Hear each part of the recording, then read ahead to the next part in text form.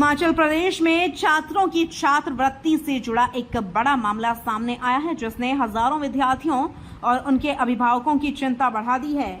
जानकारी के अनुसार राज्य के लगभग 44,616 छात्रों की स्कॉलरशिप फिलहाल अटक गई है, जिससे शिक्षा व्यवस्था पर सवाल उठने लगे हैं।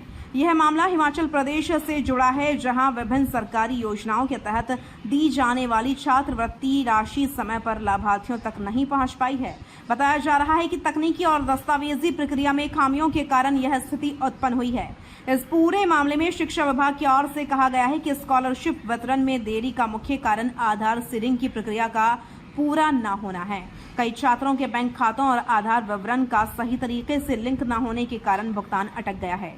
इसी को देखते हुए शिक्षा निदेशालय ने सभी संबंधित स्कूलों और संस्थानों को सख्त निर्देश जारी कर दिए हैं कि वे जल्द से जल्द छात्रों की आधार सीडिंग प्रक्रिया को पूरा करें, ताकि स्कॉलरशिप का लाभ समय पर विद्यार्थियों तक पहुंच सके।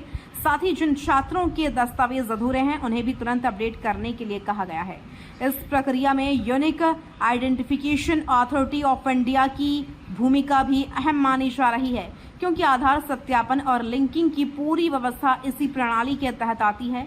तकनीकी स्तर पर किसी भी प्रकार की गलती या असंगति सीधे भुगतान प्रक्रिया को प्रभावित कर रही है।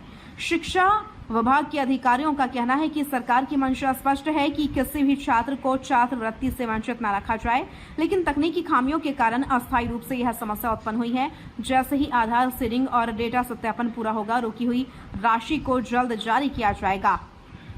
इस देरी का असर सबसे अधिक ग्रामीण क्षेत्रों के छात्रों पर पड़ रहा है, जहां कई विद्यार्थी इसी छात्रवृत्ति के सहारे अपनी पढ़ाई और अन्य शैक्षिक खर्च पूरे करते हैं। अभिभावकों ने भी चिंता जताई है कि अगर भुगतान में और देरी हुई तो उनकी आर्थिक स्थिति पर दबाव बढ़ सकता है।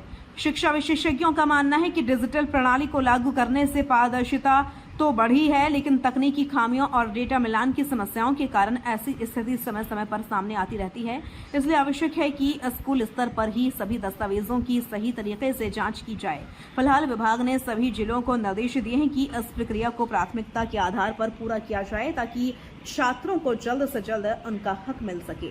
कुल मिलाकर यह मामला न केवल प्रशासनिक चुनौती को दर्शाता है, बल्कि यह भी दिखाता है कि डिजिटल सिस्टम में सुधार और डेटा मैनेजमेंट कितना महत्वपूर्ण है।